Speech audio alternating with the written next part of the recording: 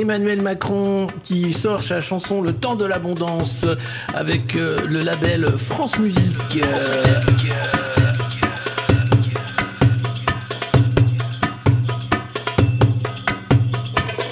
C'est la fin de l'abondance. C'est la fin de l'abondance. C'est la fin de l'insouciance. C'est la fin de l'insouciance. Le début de la souffrance.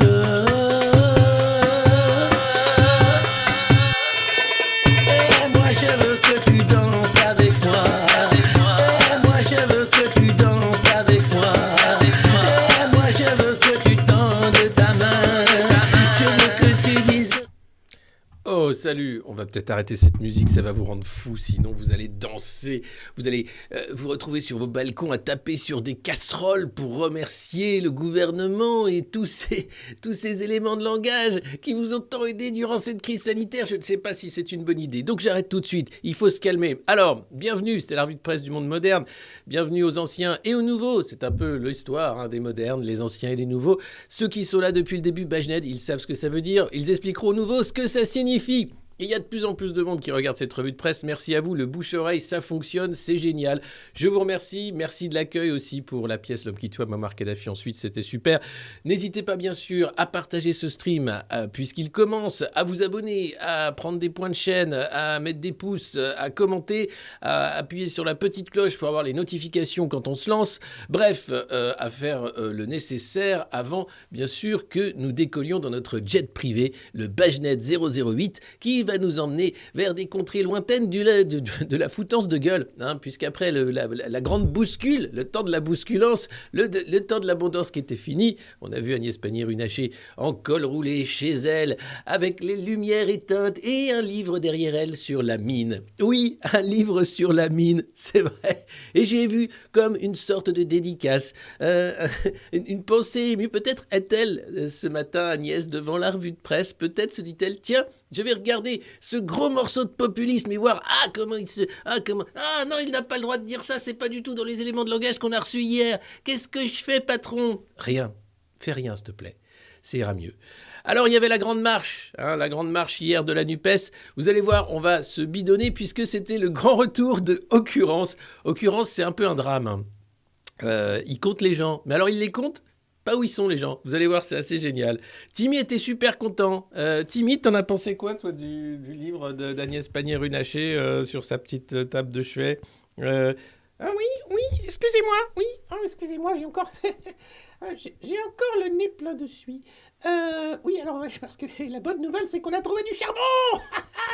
Oui, encore plus de charbon. Et donc, on va pouvoir en cramer cet hiver et pas crever de froid. Ah ouais, bonjour. C'est Timmy, c'est l'enfant de la mine. Si vous ne me connaissez pas, c'est normal. Je ne suis pas souvent en mode moderne parce que je travaille énormément avec les autres enfants. C'est vrai que la mine, c'est à la fois quelque chose qui vous permet de vous accomplir et de devenir un vrai leader. Vous allez voir tout à l'heure, on va parler des MBA. Et c'est vrai que depuis que je suis à la mine, depuis l'âge de mes 4 ans, j'ai beaucoup appris. À la fois sur moi, mais aussi sur mes jeunes coéquipiers. Comment, par exemple, ne pas se casser un ongle sur une roche ou bien s'assurer que ses dents sont toujours prêtes à rogner sur les petits bouts de cailloux qui restent. En tout cas, c'était pour vous faire un petit coucou. J'ai beaucoup... Ouais, niveau ventriloque, je suis là. Bon, en tout cas, j'ai beaucoup apprécié le livre d'Agnès Pannier-Runacher. C'était vraiment tout à fait génial. J'adore la mine et j'espère que vous pourrez envoyer bientôt vos enfants à la mine, pouvoir comprendre un peu la bonne heure que c'est de creuser à même la pierre avec ses dents. Allez, bonne journée. Moi, je retourne taffer. J'ai autre chose à foutre que faire la grève pour l'augmentation des salaires. Bande de... Ah, ça m'énerve ça. Alors, tous les Français qui arrêtent jamais de travailler. Et nous, alors... Non, mais alors voilà. Hein. Et nous, alors, heureusement qu'on se déplace pas, hein, qu'on n'a pas le droit de sortir. Hein. De temps en temps, un peu pour aller à la surface, mais c'est très rare. Allez, bonne journée. Soyez productifs. Salut. Timmy, c'est l'enfant de la mine. Il a été totalement brainwashé. Il pense que le travail paye et que ça sert les intérêts du pays. Et en plus, il est fier de travailler et de ne plus avoir de vacances. On fera le Noël de Timmy, vous verrez, ça va être génial. Donc voilà, c'était l'image d'accroche de cette revue de presse. Agnès Pannier-Runacher qui se mettait en scène avec son Covid. Alors le matin, là, le Covid, elle est à l'isolement chez elle, tout est éteint. Et l'après-midi, tu la retrouves devant les caméras de BFM. Bon, avec le même col roulé, hein, tout était bien. Mais c'était triste. Bon, Agnès, qu'est-ce qui se passe, Agnès ? C'était plus la Compagnie des Alpes ? J'ai partagé un thread, c'est-à-dire plusieurs tweets sur Agnès Pannier-Runacher, qui explique d'où elle vient, donc bonne famille, ENA, beau mariage aussi dans la caste, ensuite Caisse des dépôts, Compagnie des Alpes qui d'ailleurs avait massivement investi en Russie pour des stations de haute altitude et qui n'a pas l'intention d'arrêter puisque c'est quand même, si les Russes en plus ne peuvent plus venir skier chez nous, ce serait con que la Compagnie des Alpes ne puisse pas bénéficier des Russes qui skient dans leur station en Russie. Mais si vous posez la question à Agnès Pannier-Runacher sur « Alors qu'est-ce qui se passe avec la Compagnie des Alpes en Russie ?» Je pense que vous aurez une réponse très sobre. Voilà, c'était une petite introduction pour vous dire merci, bonjour. Continuez bien sûr le bon boulot de bouche à oreille. Il n'y a que ça de vrai. De toute façon, il ne faut pas compter sur les autres pour se faire de la pub. Les élastiques à chip partent aujourd'hui. J'ai eu beaucoup de retard et vous êtes trop nombreux à en commander. En réalité, c'est une déferlante, c'est un raz-de-marée, c'est un tsunami d'élastiques qui va arriver. J'espère que la Poste saura gérer. À la fin de cette revue de presse, vous aurez l'adresse pour envoyer bien sûr une enveloppe timbrée à vos noms et adresses pour recevoir ce magnifique bijou, cet objet d'élégance qui vous permettra de vous reconnaître autrement qu'en disant Bajned. Parce que maintenant, quand on se croise dans la rue, vous me dites Bajned au lieu de dire bonjour et je dois dire que c'est assez bizarre, mais on s'y fait. Allez, on commence tout de suite. Je refais mon autre Non, tout va bien. Est-ce que vous allez bien ? Est-ce que vous allez bien ? Est-ce que vous êtes abonné ? Est-ce que vous en avez rien à foutre ? Oui. Est-ce que vous êtes prêts pour bien vomir votre café, ou le cracher du moins, comme moi ?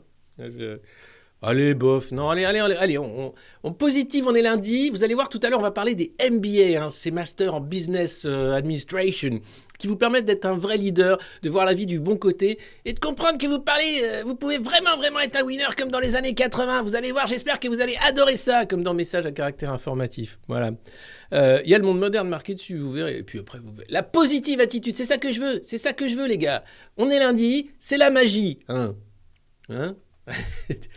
Alors, c'est pour ton pays, c'est pour la magie, tu me partages cette revue de presse et tu applaudis. Voilà, elle est en grève Maggie. Alors Maggie, non, elle est dehors. Il faut savoir que depuis que j'ai déménagé, j'ai une maison avec une cour, Maggie passe sa vie dehors, elle gratte, elle sniffe, elle a plein de petits spots au soleil, plutôt que de venir devant la caméra et l'écran. Et comme j'ai un plus petit bureau en plus, quand elle vient ici, elle n'arrive pas à trouver où monter. Donc j'irai la chercher. Écoutez, elle vous manque tellement. Mais j'aime pas embêter les animaux, ils font ce qu'ils veulent, tu sais comment ils sont. Donc je verrai. On verra, pardon. Allez, on commence tout de suite puisque cette introduction était un peu longue, mais ça fait du bien, c'est lundi, on se remet dans le truc, on prend du temps, on prend le temps de faire la revue de presse. Attendez, qu'est-ce que j'ai ? Pannier-Runacher. Ah, mais elle est là, Pannier. Attendez, je l'ai. Mais oui, je me disais, mais est-ce que je l'ai pas ? Regardez. Je suis confiante sur le fait que le dialogue social est la voie de sortie, ce dialogue social qu'avec l'ensemble des membres du gouvernement, nous avons porté, suscité, pour ramener chacun à la table des négociations, chez Esso d'abord, avec un accord majoritaire mardi, et chez Total depuis mercredi où les discussions ont démarré. Mais vous ne pouvez pas garantir aujourd'hui de jours de retour à la normale. Il n'y a pas d'engagement calendaire de la part du gouvernement. Ah, Adrien Gindre, il faut que ce soit le plus rapidement possible. Hop, et regardez, pour vous dire que je raconte pas des cracks, c'est pas occurrence ici. Derrière elle, ce petit livre magnifique sur la mine en France. Voilà. Si ça, c'est pas du foutage de gueule. Ou alors, c'est peut-être le projet. Tous à la mine avec Timmy. Et en même temps, regardez comme ils sont épanouis, les enfants de la mine. Donc, je vois pas pourquoi ce serait mal. Allez, on garde la positive attitude et on commence à sentir la mine qui arrive. Et on se dit, c'est super, on a vraiment de la chance. On a vraiment de la chance de vivre en France, un pays dont Emmanuel Macron est le président. Et c'est le meilleur président qu'on ait jamais connu. Alors, on est content ? J'en vois qu'il y en a qui sont encore pas contents. Mais qu'est-ce qu'il vous faut, bordel ? On vous a mis Emmanuel Macron. Vous avez vu Jean Castex, gentil comme tout, avec son accent comme Premier ministre. Il prend même le métro maintenant. Vous avez Édouard Philippe, un mec en or, avec de l'humour et tout, qui aime bien éborgner les gens. Super. Avant ça, vous aviez François Hollande. Bon, j'aime bien faire des blagues. Bah super. Et puis Nicolas Sarkozy. Qu'est-ce qu'il y a qui va pas? Qu'est-ce qu'on peut faire pour vous les Français? Hein? Jamais content de tout ça. Alors que là, on a le meilleur quand même. Et vous allez voir, il nous fait une super interview dans Les Échos. Allez, ça commence avec Aujourd'hui en France, Le Parisien, c'est le canard à nanar Bernard Arnault. Bernard Arnault, vous savez, c'est celui qui a vendu son jet cet été parce qu'il en avait marre que des petits malins le suivent. Non, dis donc, tu fais beaucoup de trajets en jet, toi? Oui, mais c'est pour le travail. Ah, d'accord. Et vous allez voir, le fils Arnault en parle très bien. Avant de lire la presse des milliardaires, et donc en l'occurrence celle de monsieur Bernard Arnault, nous allons faire un petit passage sur... Alors, l'inverse du greenwashing, c'est-à-dire quand le mec te vend son jet privé en t'expliquant que c'est un outil de travail. Le fils Arnault, qui était sur un magnifique plateau de journalisme de cours, hein, vous connaissez, c'est dans l'air, et regardez, il a des arguments en or pour dire que c'est un outil de travail, il ne faut pas déconner. Après, on reviendra sur, bien sûr, la revanche de Karim Benzema. Hein. Fantastique, Karim Benzema. Allez, pour le moment, on va parler de jet. Il a régulé l'usage, l'utilisation, taxé l'utilisation des jets privés. LVMH possédait un avion privé que le groupe ne possède plus, qui a été vendu cet été. Quelle est l'utilisation des jets privés par le groupe? Est-ce qu'il est nécessaire, quand on dirige un groupe leader mondial du luxe, d'utiliser des jets privés? Alors, d'abord, en préambule à ma réponse, j'aimerais juste préciser que j'ai parfaitement conscience que ce qu'on va se dire, ça concerne 0,0001% de la population et que c'est presque complètement lunaire pour la plupart des gens qui nous écoutent. Mais bon, puisque vous me posez la question, je vais vous répondre. Je ne sais pas ce que les gens s'imaginent qu'on va faire quand on va à Tokyo ou quand on fait un aller-retour à Venise en 24 heures. Mais s'ils pensent qu'on va manger des sushis à Tokyo ou qu'on va prendre un café sur la place Saint-Marc, ils se trompent. Nous, cet avion, c'est un outil de travail. Notre industrie, elle est hyper concurrentielle. On est le leader français du secteur, mais il y a une raison, c'est qu'on travaille, on est toujours un petit peu en avance. Quand on a...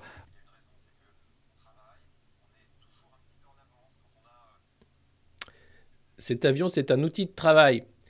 Hein? On est leader du secteur, hein, c'est pas pour aller bouffer des sushis à Tokyo, t'as compris, connard? Non, parce que les mecs sont là à dire non mais attendez, je vous vois venir, hein. Et le yacht cet été qui a cramé du fuel comme tout ce que les Français vont devoir économiser cet hiver, hein, c'était pour le travail aussi, peut-être que t'étais dans la mer? Non mais non, ça n'a rien à voir.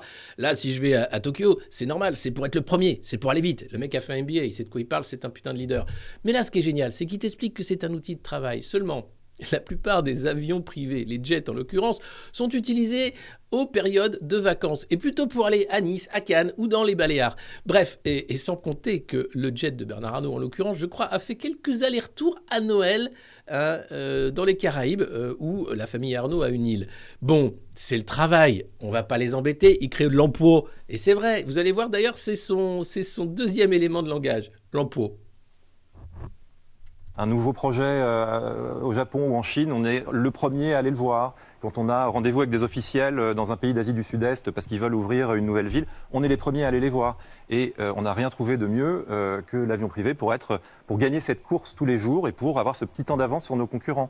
La réalité, c'est que, oui, on les utilise pour des raisons professionnelles et...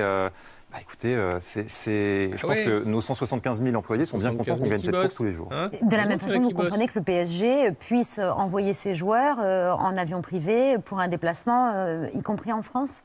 Oui, s'il n'y a pas, on va dire, de substitut train qui mettrait le même temps. Moi, si j'étais chef d'entreprise et que mes employés étaient des athlètes de haut niveau, je souhaiterais qu'ils arrivent le plus tôt possible chez eux le soir après le match pour se reposer. Je pense qu'il faut aussi être lucide. Et, alors, s'il y a un équivalent en train qui met exactement le même temps, pourquoi pas? Mais en revanche, l'avion privé, je trouve que c'est logique pour des athlètes de haut niveau. Et là, pour vos affaires, c'est quand il n'y a pas de substitut ou pour des raisons de confort? Non, alors, je vais vous dire, on a évidemment regardé un peu le sujet depuis le début de cette polémique. Moi, j'ai fait plusieurs voyages en Chine. On faisait 12 villes en 5 ou 6 jours.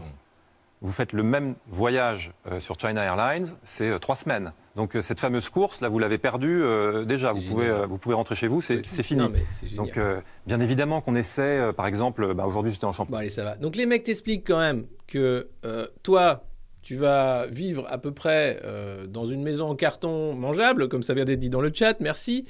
Eux, c'est pas grave, ils sont moins de 0,1% à avoir un jet privé.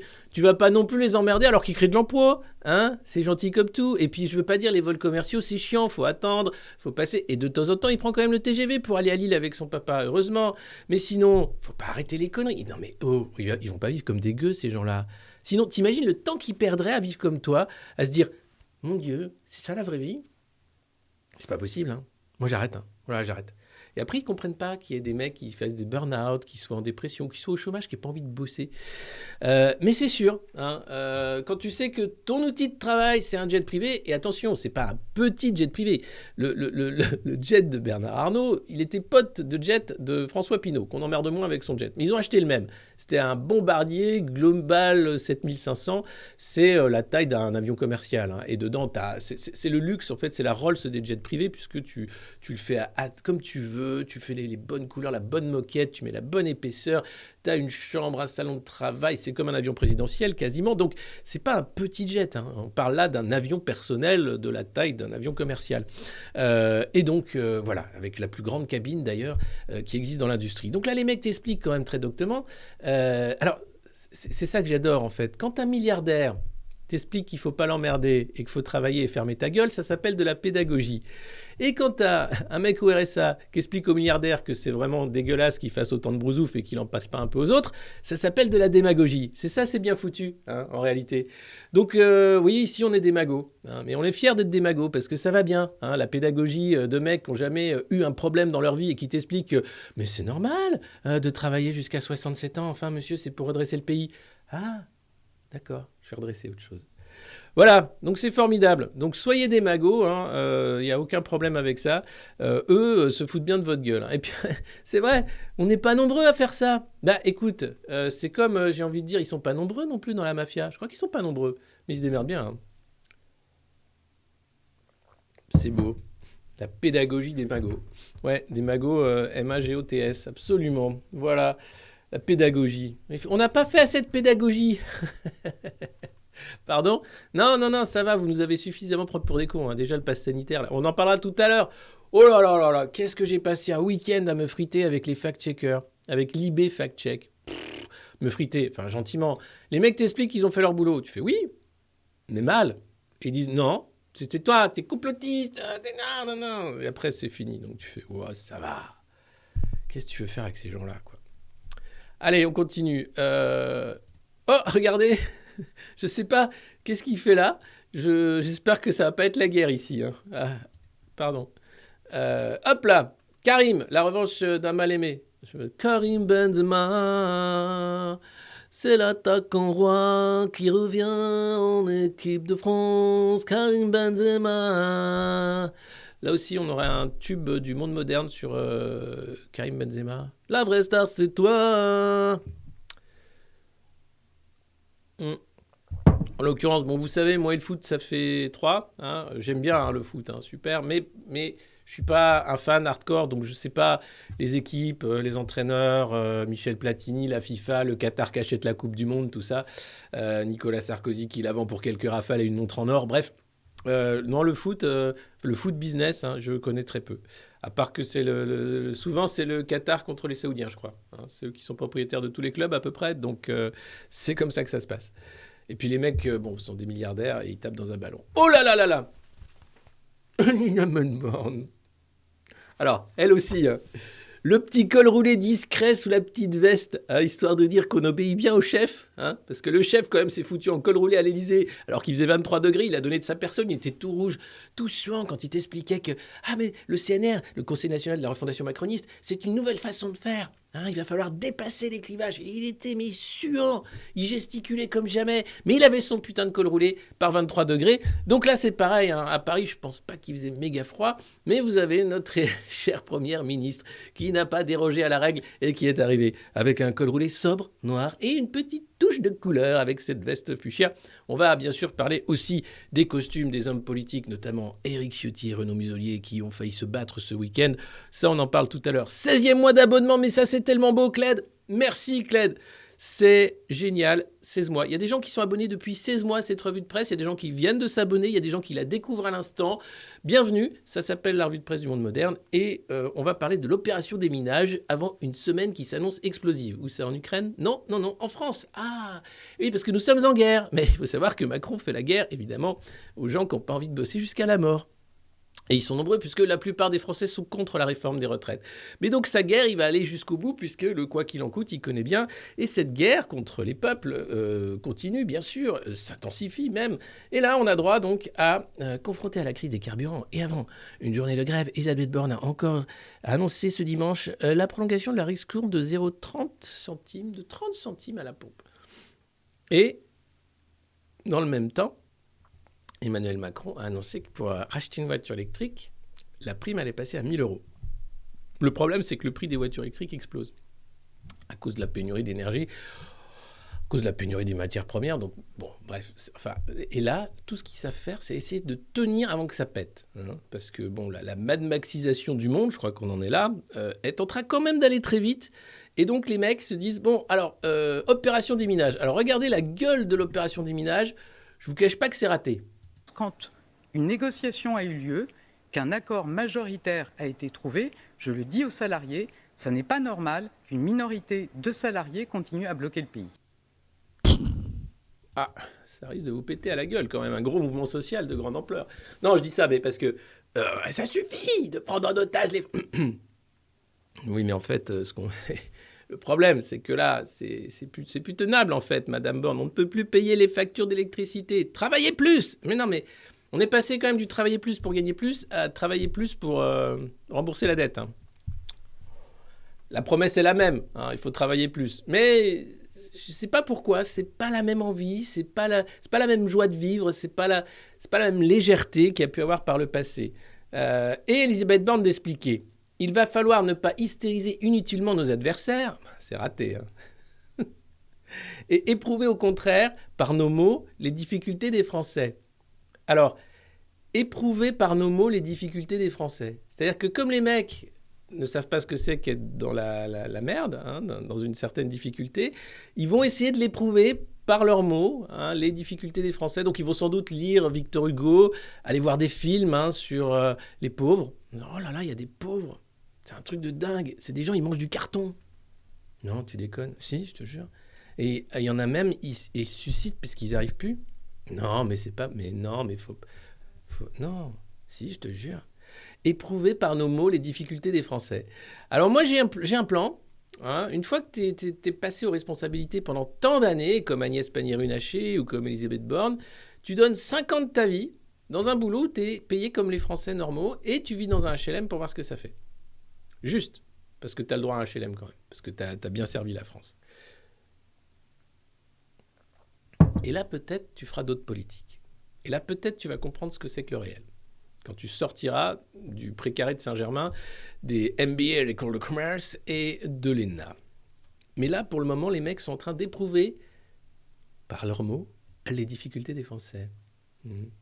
Et puis pour ce qui est d'hystériser inutilement les adversaires, bon bah là, vous avez vu les tweets d'Olivier Véran, les mecs, enfin, c'est assez impressionnant. Hein. Donc c'est pas des mots dont les Français ont besoin, hein, non, c'est qu'on les laisse un peu en paix, qu'ils gagnent suffisamment leur vie pour être décents. Et puis voilà. Alors désolé, c'est la pub. Hein. Dès qu'il y a la pub, on perd plein de gens. Je vais essayer de couper ces coupures pub intempestives. Voilà. Traîneau. Ouais. Un pédale pour le Père Noël. Oui, vous pouvez vous abonner pour ne plus avoir évidemment les pubs, mais si vous n'avez pas les moyens de vous abonner, vous avez les pubs. Mais vous n'avez pas les pubs dans la rediffusion sur YouTube. Allez, on continue. Dites-moi quand les pubs sont finies parce que après on va parler de Patrick Pouyanné, le patron de Total. Il est super. Patoche. Vous allez voir, Patoche, il est super. Alors... on lui met un peu la pression dessus à Patoche parce que Exxon, ils ont réussi quand même à ouvrir des raffineries parce qu'ils ont une certaine culture du dialogue. là, Patoche, il veut pas lâcher. Il dit, non, mais ça va, on leur avait promis une négociation en novembre. Là, ils nous cassent tout le truc parce qu'ils arrivent avant qu'on avait décidé. Bien sûr qu'on va partager les 12 milliards. Hein ? Vous allez récupérer chacun 12,53 €. Donc ça suffit. Par mois. Ah, merci patron, Marcin. Non, parce qu'évidemment, 35% des actionnaires de Total sont quand même des actionnaires américains. Et il faut les cajoler. Parce qu'en ce moment, Total doit se désengager de Russie. Ça coûte un bras. Ils ont gagné quand même 12 milliards grâce à la crise énergétique. C'est quand même super bien foutu. Il y a bientôt plus de pétrole, mais il n'y en a jamais eu autant. Et pourtant, on va passer à la voiture électrique, comme nous le dit notre meilleur président. Et là, vous allez voir, Patoche, il avait un problème dans son jeune temps de manager. C'est qu'il était très, très sanguin. À 59 ans, l'hypersensible Patrick Pouyanné, comme on le décrit parfois, connaît ses travers. À commencer par son tempérament éruptif. Ah, c'est un petit tyran de boîte de conseil. À l'époque où il pilotait la branche raffinage chimie entre 2012 et 2014, une stratégie avait même été mise en place pour l'empêcher de trop monter dans les tours. En réunion, par exemple, un collaborateur avait toujours en poche 2 cartons, l'un jaune, l'autre rouge. Et si la situation s'envenimait, il était autorisé à les brandir discrètement. Jaune. Rouge. Non mais t'imagines ? Non mais le niveau du truc, putain ! Là, les mecs t'expliquent que Pouyanné, il avait un de ses collaborateurs qui était payé pour sortir un petit carton jaune ou un petit carton rouge quand il insultait les collaborateurs. C'est génial. Non mais c'est génial. Carton jaune. À peine sorti du jet, ils me font chier ces cons. Ils veulent des augmentations de salaire. Mais bordel de fils de pute. Pardon. Non. Carton jaune. Rouge, c'est des gros mots. Ça ne respecte pas les règles de la communauté. Pardon, excusez-moi. Je suis un hypersensible. Ouais, mais c'est pas ça un hypersensible, hein. C'est pas un petit chef colérique. Hein. Et non, ça s'appelle un petit chef colérique qui est devenu patron. Mais bon, ça, c'est autre chose. Alors, fin 2014, quand il prend la tête du groupe, il engage même un coach pour apprendre à canaliser ses émotions. Bonjour coach, salut Patrick. Oh, aujourd'hui, putain, j'ai envie d'insulter la terre entière. Oh, j'ai envie de leur rentrer dans le lard. Oh, j'ai envie de les faire bosser jusqu'à ce qu'ils crèvent. Patrick, il faut canaliser ses émotions. Ah, mais j'aime le pétrole. Ah, j'aime prendre des bains de pétrole, vous comprenez ? J'aime ça. J'aime le matin. Je bois même du kérosène, putain. Non, mais Patrick, c'est pas bon pour votre santé. Vous avez fait un bilan de santé ? Oui, je suis obligé pour la boîte parce que les actionnaires, ils m'ont demandé. Non, d'accord, mais Patrick, il va falloir voir ce petit problème d'éruption émotionnelle. On va faire un travail sur soi. Imaginez la fin du pétrole. Imaginez un monde sans profit. Pardon ? Imaginez un monde libéré de la concurrence et du profit, Patrick. Pardon ? Bon, vous êtes viré. Sortez de là. Vous n'êtes pas un coach, vous êtes un odieux communiste, c'est ça ? Vous êtes un anarchiste ? Vous n'aimez pas le pétrole, peut-être ? Mais bon, hop, carton rouge. Ah, pardon, excusez-moi. J'ai toujours mon collaborateur avec moi. Merci Michel. Pardon pour les Michel. Mais bon, putain... Ah là, c'est génial. Les mecs sont géniaux. Alors attends, c'est pas fini. Donc il engage un coach pour apprendre à canaliser ses émotions. Grand bien lui a pris. Mais oui. Et oui, ces coups de gueule se font année après année de plus en plus rares au dire de ses équipes. Cette semaine, pendant ses réunions en visio, il avait à cœur de s'appuyer sur sa garde rapprochée, remarque ce même participant. Il ponctuait même la fin de chacune d'entre elles par un « Est-ce que quelqu'un a un regret ?» Une façon de ne laisser aucun sujet sous le tapis. Est-ce que quelqu'un a un regret ? Est-ce que vous avez des regrets ?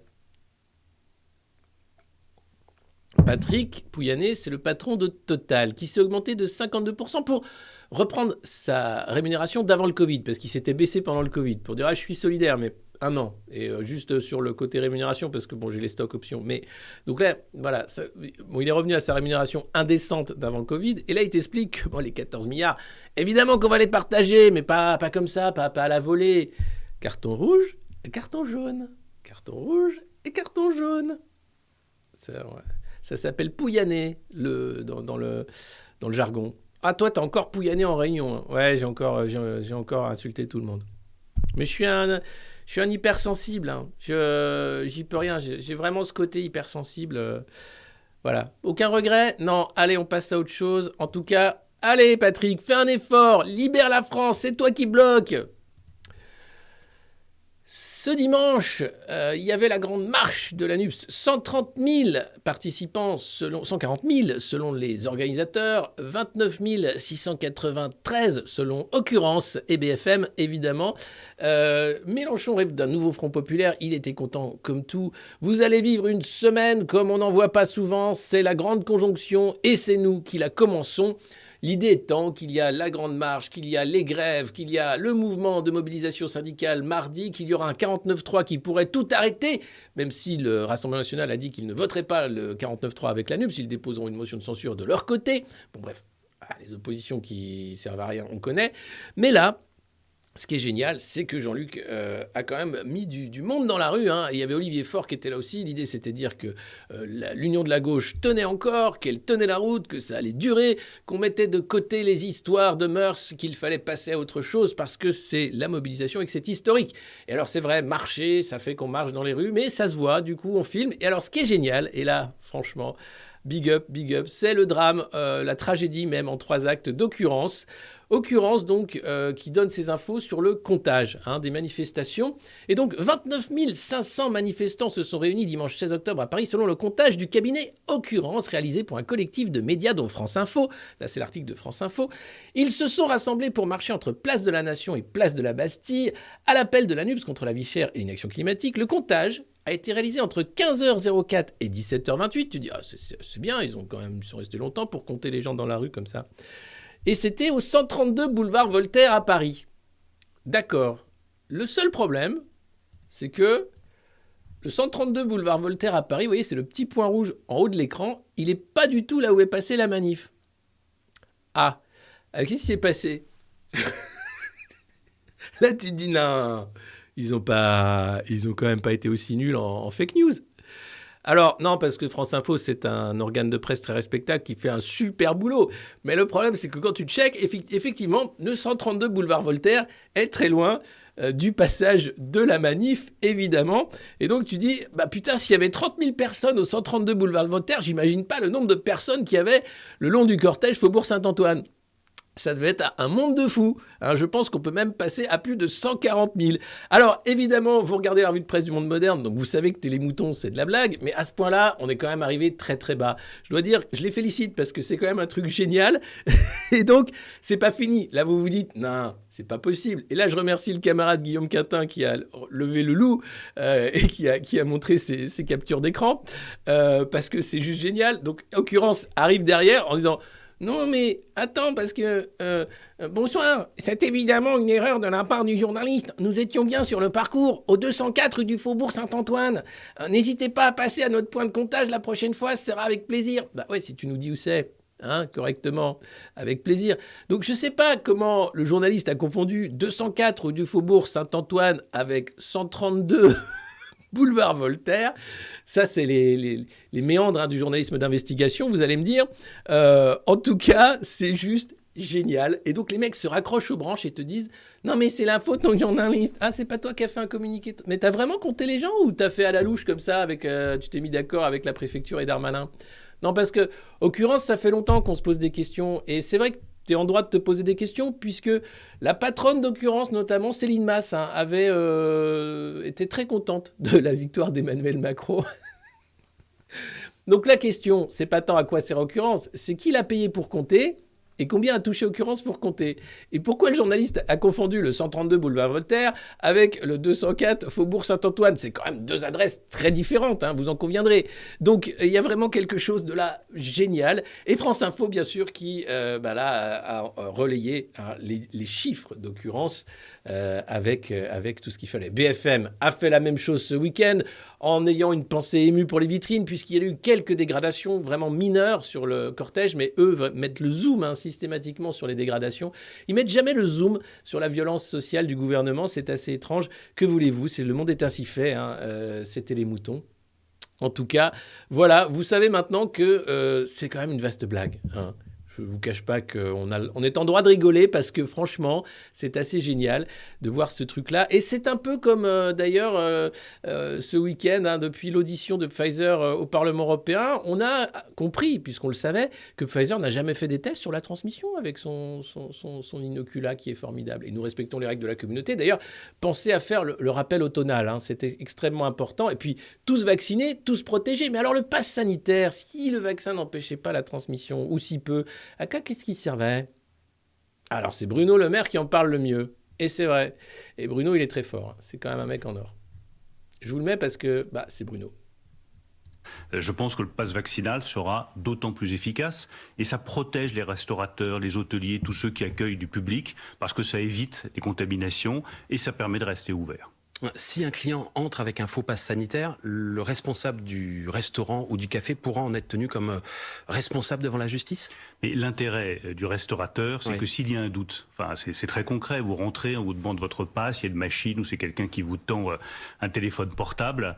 Si vous avez un client qui résiste, qui n'est pas d'accord, ou on sent qu'il y a un doute sur son identité, quel est l'intérêt du restaurateur ? C'est de vérifier son identité, tout simplement pour s'assurer que le virus ne circule pas, qu'il ne va pas contaminer ses salariés, pas contaminer son établissement. Parce que quand je vois aujourd'hui ce qui se passe en France, il y a beaucoup de restaurateurs qui ont des difficultés, tout simplement parce que leurs salariés, en salle ou en cuisine, sont tombés malades, ont le variant, et donc ils sont obligés de fermer leur établissement. Et c'est l'intérêt de personne. La responsabilité de chacun, c'est la meilleure protection contre le virus.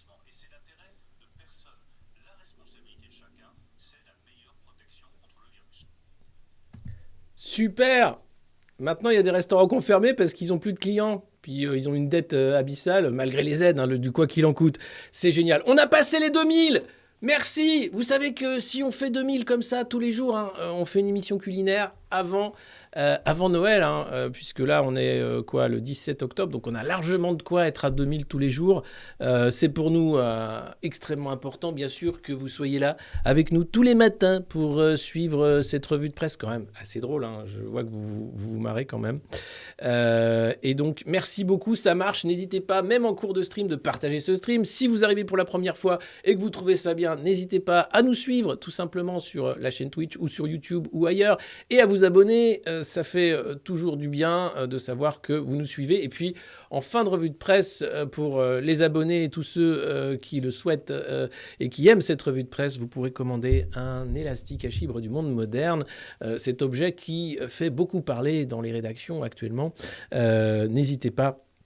Bien sûr, je vous donnerai l'adresse en fin d'émission. Et passer les 2000, c'est toujours un plaisir, puisque c'est la guerre de l'audience qui fait qu'on peut changer un peu les choses quand même.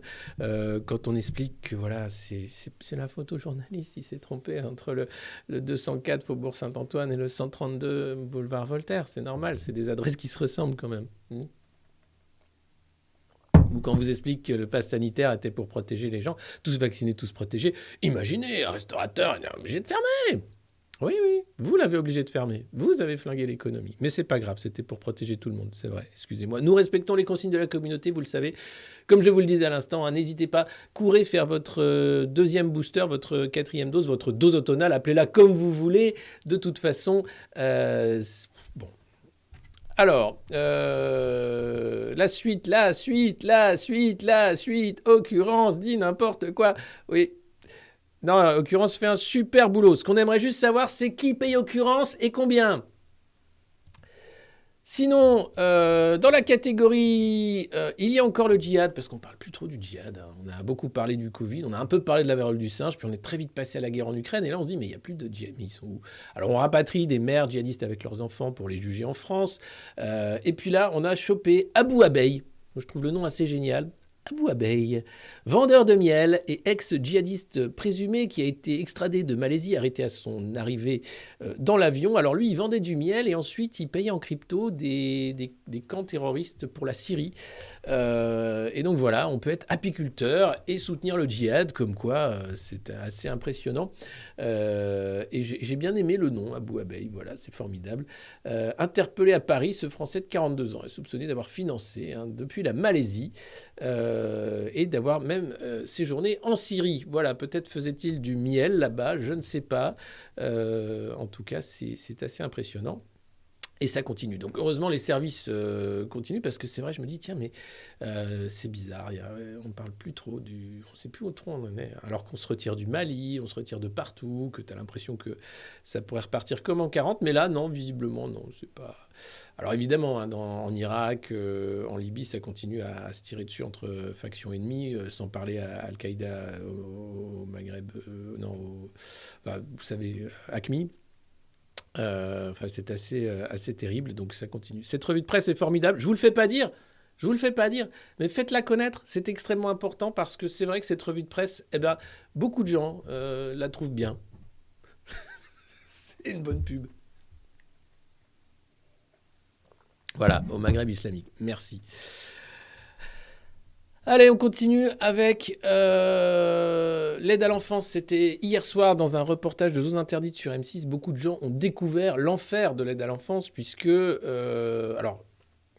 Lies Loufoque avait longtemps milité pour qu'il y ait une mission de travail interministériel pour qu'on se rende compte des dysfonctionnements puisqu'on laisse les enfants finalement dans un système qui les broie davantage. Ce sont des enfants qui sont déjà issus de familles à problème, qui ont été victimes d'abus. Et là, ils se retrouvent dans des familles d'accueil qui, parfois, sont aussi des familles d'abus puisque les éducateurs et les familles d'accueil verront leur antécédent judiciaire systématiquement contrôlé avant de se voir confier des enfants en danger. Ce n'était pas le cas avant. Et donc, il y avait un business de l'enfant placé.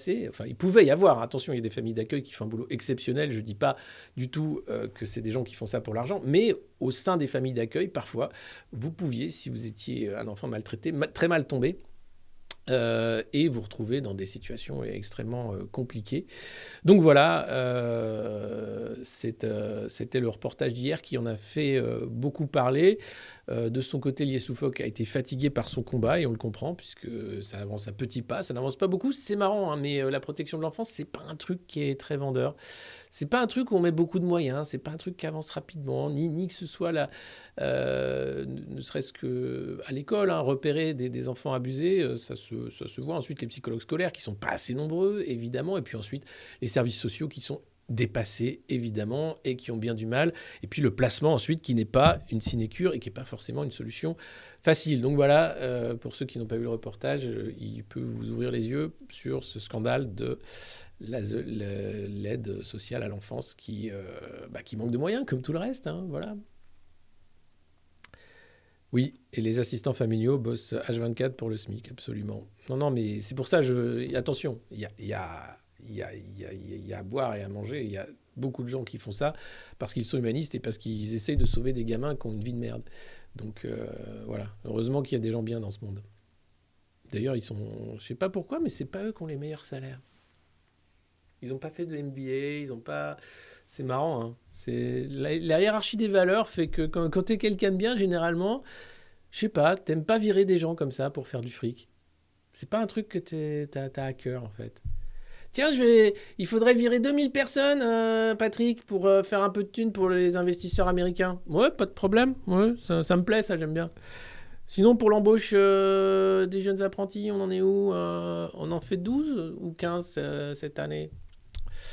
Donc oui, voilà. Allez. Ça m'a fait marrer. C'est dans Le Parisien aussi, le canard de Bernard. Alors Bernard, hein, qui est en jet privé, qui a son bateau privé, qui crame du pétrole comme aucun Français ne pourra le faire cet hiver, ni plus jamais dans sa vie.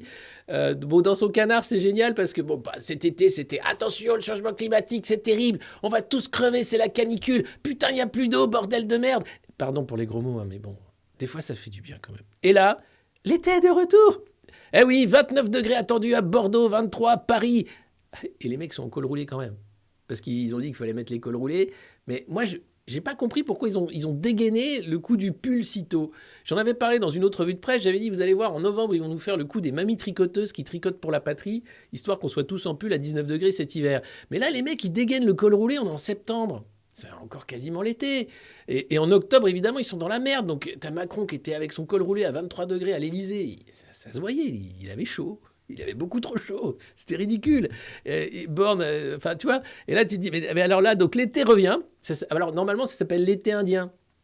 Et donc là, voilà, ils nous font le coup de... Alors, au lieu de dire, mon Dieu, les températures sont exceptionnelles, là, ce coup-ci, ils ont dit, non, mais on va pas les faire chier, ça fait du bien, il y a du soleil, ça va les rassurer sur le fait que l'hiver ne sera pas rigoureux, ça veut rien dire. En tout cas, voilà, plutôt que de dire l'été indien, maintenant, c'est l'été est de retour. Ouais, bah c'est super, merci. Mais du coup, la canicule, alors, non, parce que cette fois-ci, comme les journées sont moins longues, on a le temps de se rafraîchir la nuit quand même, un peu, voilà. Merci, super, l'ottobrata, comme on dit. C'est génial. Ouais, il a une station de raffinage dans son salon, Joe Biden. Voilà. 12 mois d'abonnement, merci Aïcha. En tout cas, voilà, c'est le canard à nanar. Hein. Il t'explique que l'avion est un outil, le jet privé, est un outil de travail. Hein. Le yacht de luxe est aussi un outil de travail. Et bon, l'été revient et voilà, c'est bien pour tout le monde. Tout le monde est content. Et là, hier, dans le journal du dimanche, en couverture, voilà Tipac, Macron nous fait le coup de la panne. La panne d'autorité. Et puis personne ne m'écoute, Brigitte. T'as l'impression de parler dans le vide. Même les ministres, ils se foutent de ma gueule. Oh, chouchou, pourquoi tu dis ça? Mais c'est Olivier Véran, il zozote mieux que moi maintenant. Ah bah ça c'est vrai qu'il zozote bien, moi je l'aime bien, c'est un peu mon chouchou aussi. Bah tu vois Brigitte, même toi tu m'aimes plus. Bah non chouchou, je t'aime comme avant, comme au premier jour. Le coup de la panne. Alors ça c'est dimanche dans le JDD, c'est le coup de la panne. Mais on est lundi, et lundi c'est la magie. Et là, pof, le voilà qui est en une des Échos, un autre canard de Bernard Arnault. Et là, il faut une politique massive pour réindustrialiser l'Europe. Hop, le voilà qui redémarre, mais telle une voiture électrique. Parce que là, il fait une interview dans les Échos pour vanter la voiture électrique. Et oui, c'est pas dans les pages politiques, c'est formidable. Et le mec arrive et il dit « Ah non mais attendez, nous devons accompagner massivement le passage à l'électrique parce que le salon de l'automobile ouvre à Paris et là vous avez les Chinois qui sont number one. Hein. Ils sont partout, c'est eux qui vendent les batteries, c'est eux qui vendent les voitures, c'est eux qui nous achètent. Bref. Et alors là, il t'explique qu'il faut une stratégie européenne. Il faut qu'on se mette d'accord tous là pour faire une stratégie européenne pour que ça marche. Comme ça. Tous. Mais... Et comment on fait? Alors, le problème, c'est que les Allemands, ils jouent pas le jeu. Et les États-Unis non plus. Vous savez, nos amis qui font péter les pipelines et qui t'expliquent qu'après que c'est pour nous aider, qu'ils nous filent leur gaz liquéfié à un prix d'or. Nos amis, les États-Unis, qui nous écoutent aussi via la NSA pour être sûr qu'on fait pas des conneries dans leur dos. Nos amis, quoi. Non? Mais si, ceux qui nous ont libérés, tout ça, là. Le Vietnam. Il y a des gens... Mais... Woodstock, tout ça, là. Nos amis, bref. Et donc, là, les mecs t'expliquent, peut-on imaginer, comme les États-Unis le font chez eux, les aides qui favorisent la voiture made in Europe? Hein? Peut-on imaginer ça? Alors là, Macron est top. Mais c'est ce pourquoi The plaide depuis 5 ans. Avec la souveraineté européenne, le logiciel de beaucoup d'Européens est en train de sonder. D'ailleurs, c'est exactement ce que l'on est en train de négocier sur la batterie. Il faut le faire. Surtout quand on voit de grands loueurs de véhicules européens acheter massivement chinois. Ah oui. Ah bah merde alors. Ah bah merde, c'est encore les Chinois et les Américains qui vont gagner. Non, c'est pas vrai. C'est pas vrai. Parce que nous devons nous réveiller. Mais on aurait dû se réveiller avant de lancer que des voitures électriques en 2035. Il n'y a que les Chinois qui les produisent, presque. Ah bah des Chinois européens, ils ne peuvent pas le faire. Ah, mais ça n'existe pas, ça, Madame von der Leyen. Ah! Alors, qu'est-ce qui se passe? Bon, ni les Américains ni les Chinois nous feront de tels cadeaux. Non. Il faut que l'Europe prépare une réponse forte et aille très vite. Fort et vite. C'est comme j'aime ça, chouchou. Oui. Tu vois, il fait le coup de la panne le dimanche et le lundi, il est taquet. C'est notre président qu'on aime. Moi, je l'aime quand il est combatif comme ça, quand il a plein d'idées pour l'Europe, quand il a plein de rêves dans les yeux, des étoiles dans ce regard bleu-azur qui a fait vibrer Bruno Le Maire. Moi, je l'aime quand il est comme ça. Alors, qu'est-ce qui se passe? Les Américains achètent américains et mènent une stratégie très offensive d'aide d'État. Les Chinois ferment leur marché. On ne peut pas être le seul espace le plus vertueux sur le plan climatique qui considère qu'il n'y a pas de préférence européenne. Ça s'appelle être les dindons de la farce. Hein? On se fait avoir de tous les côtés. L'Europe, c'est un gangbang. Les mecs arrivent et ils font « Tiens, ouais !» Et tu fais « Non, mais non, j'avais dit non, putain, c'est pas Jackie et Michel ici. Ah non, c'est l'Union Européenne, excusez-moi. Oui, mais on nous a dit qu'on pouvait venir. Tu gardes tes chaussettes, par contre. D'accord. Et tu pourris pas la moquette. L'Europe gang. C'est un truc de dingue. Et donc les mecs t'expliquent, donc tout va bien. Hein, donc nous, on est contents comme tout. Hein, les gros dindons de la farce, ça s'appelle. Et donc qu'est-ce qu'ils t'expliquent ? Eh bien, il n'y a pas de préférence européenne. Non, c'est pas comme ça. Non. Je défends fortement une préférence européenne sur ce volet. Et un soutien fort à la filière automobile. Il faut l'assumer. Et cela doit advenir le plus vite possible. D'accord, quand tu veux. On t'attend, mec.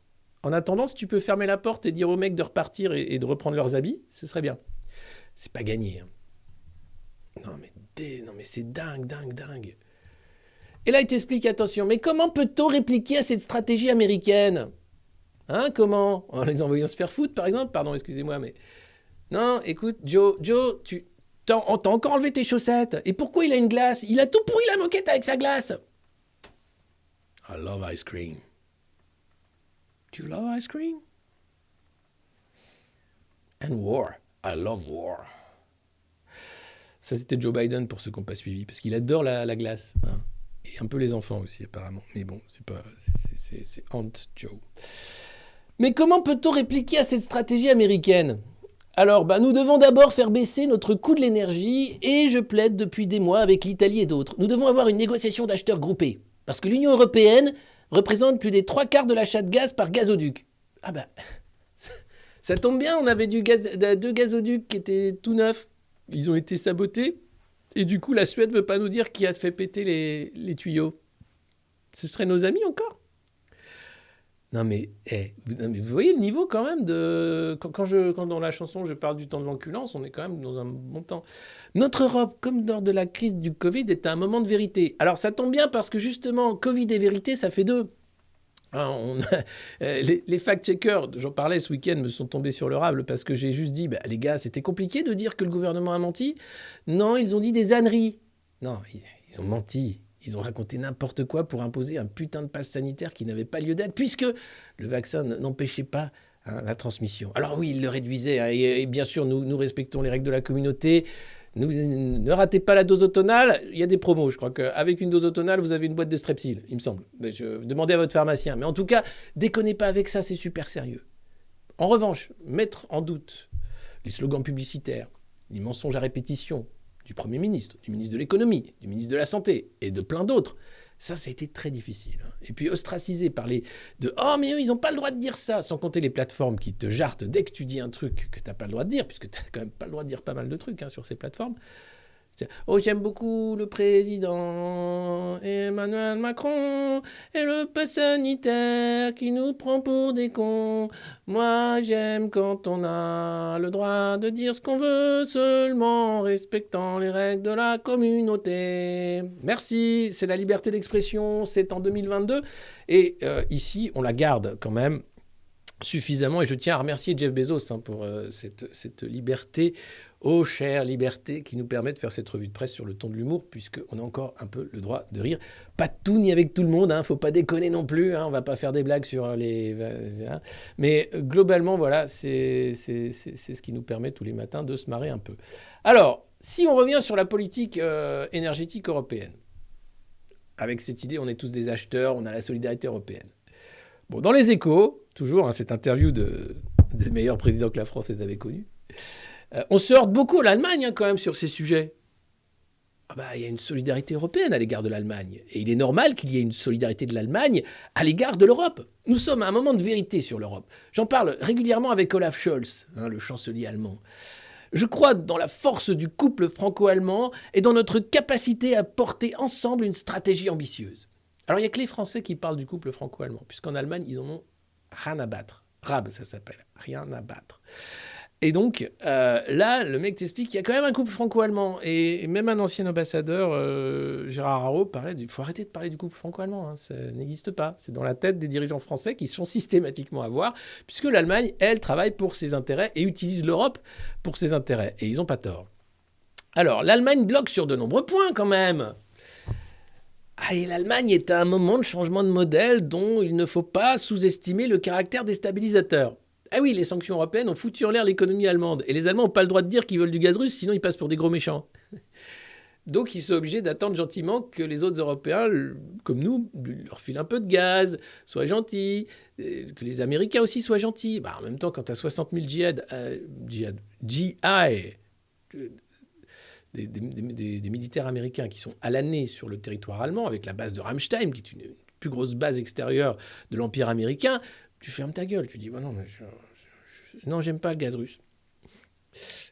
Non, je l'aime pas. Parce qu'il est pas cher, puis il est méchant. Moi, j'aime bien le gaz gentil et cher. Mais parce qu'il est gentil.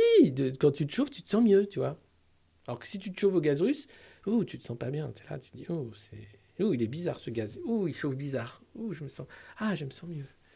Ah oui. Enfin, je viens de voir la facture, je me sens quand même pas super bien. Hein. Non, mais c'est du gaz gentil, ta gueule. Ah oui, pardon. Et qui a pété Nord Stream ? Bon, j'aimerais qu'avant qu'on continue la guerre, tu vois, on sache qui a fait péter Nord Stream. C'est la moindre des choses. Parce que là, les mecs envoient des armes, des milliards et tout, en disant c'est nos valeurs, c'est nos valeurs. Mais qui a fait péter Nord Stream ? On veut les noms. On devrait faire grève générale partout en Europe tant qu'on n'a pas les noms. Malheureusement, c'est bien foutu. Hein. Les mecs sont là. Non, mais on peut pas le dire parce que c'est une enquête super pointue. Tu comprends ? Donc, si jamais on révélait, en fait, stratégiquement, ce serait pas super. Donc, tu es en train de me dire que c'est les Américains. Non, je dis pas ça. T'es complotiste ou quoi ? Alors, pourquoi tu le caches ? T'as fait une enquête. Dis-nous qui c'est. Non, je peux pas. Parce que c'est trop complexe. Tu comprends ? Mec.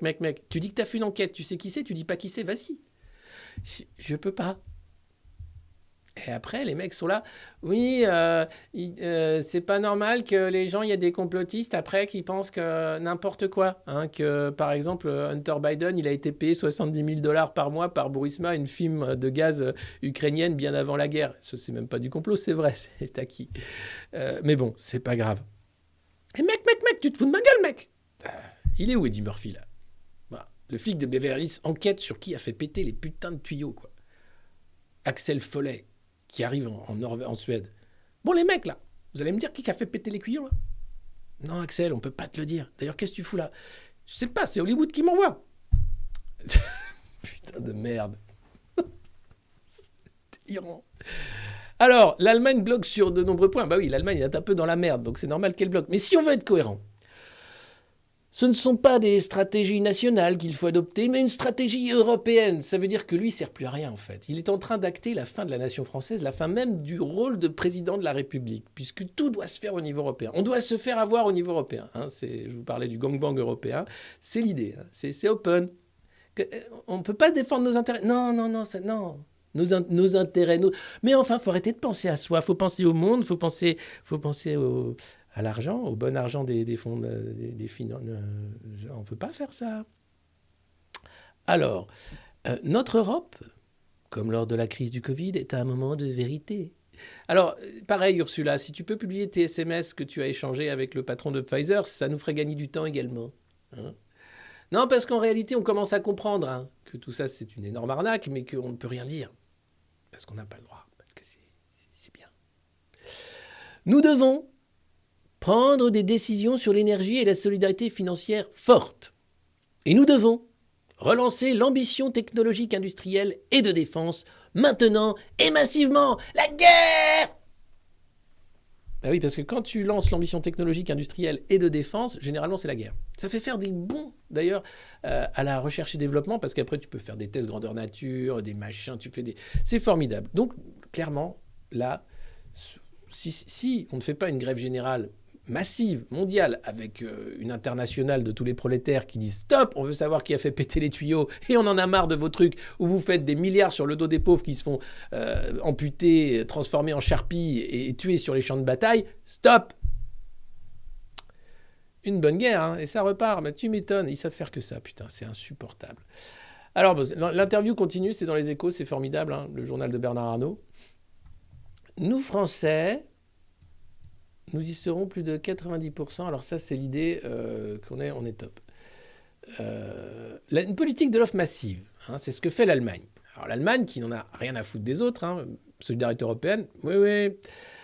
C'est 200 milliards d'euros pour soutenir les ménages allemands et Uniper, qui est l'énergéticien allemand qui s'est effondré puisqu'il ne dépendait que du gaz russe quasiment.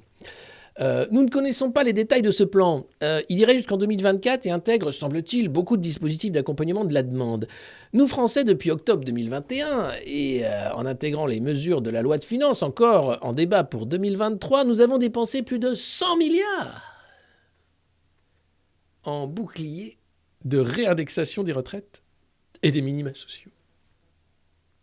Qu'est-ce que c'est que ça ? Nous avons dépensé 100 milliards en bouclier de réindexation des retraites et des minima sociaux. Et concrètement, les Français, ils sentent bien l'inflation. Mais moins que les autres. Ah d'accord, super. Désormais, l'Allemagne, où l'électricité est payée par les ménages et les entreprises, près du double de la nôtre, et à cause des Allemands, on paye encore trop cher notre électricité, parce qu'ils se disent « non, mais nous, on paye cher, mais vous aussi. » Non. C'est la solidarité. Non, mais nous, en fait, on se démerdera avec nos centrales, vous inquiétez pas. Elles sont bien, elles sont en maintenance, tout va bien, mais ça va. Et là, quand même, nous ne pouvons pas nous en tenir à des politiques nationales, car cela crée des distorsions au sein du continent européen. Je le redis, nous devons agir avec unité et solidarité. Mais t'es président de les Français ou t'es là pour nous systématiquement foutre des bâtons dans les roues ? Ah non, les politiques nationales... Le mec te dit quand même, il est président de la République française. Nous ne pouvons pas nous en tenir à des politiques nationales car ça crée des distorsions. Mais bordel, heureusement, quand on a un parc de centrales nucléaires comme aucun pays européen, on se démerde pour l'entretenir, on fait en sorte que ça fonctionne. Alors je dis pas que c'est la panacée évidemment, mais on se démerde. Et on fait en sorte que l'électricité coûte moins cher pour les Français que pour les autres. Et on ne prend pas ces lois du marché de l'énergie qui font que la concurrence a complètement flingué. L'idée c'était que la concurrence fasse baisser les prix. C'est jamais arrivé. C'est l'inverse qui se produit.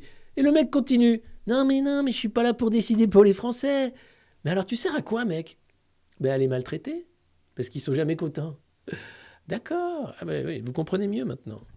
Le mec est au service des puissances étrangères. Mais là, il le dit ouvertement. Hein. Pas de politique nationale. Ouh là là. Déconne pas. Quand est-ce qu'on arrête, sérieux ? Non, mais sérieusement. Non, parce que là, un président de la République qui t'explique qu'il veut pas faire de politique pour la France, ça me fout la gerbe. Mais apparemment, non, ça passe. Ça passe, comme dirait Édouard Philippe.